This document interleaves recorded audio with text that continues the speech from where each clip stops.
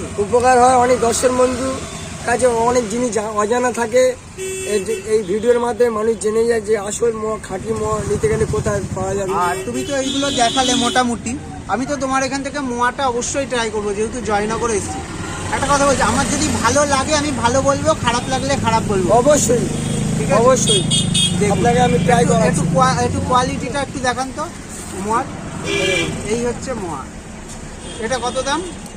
এটা আপনার 420। 420, দেখুন। আর এইটা একটু দেখান তো একটু খুলে।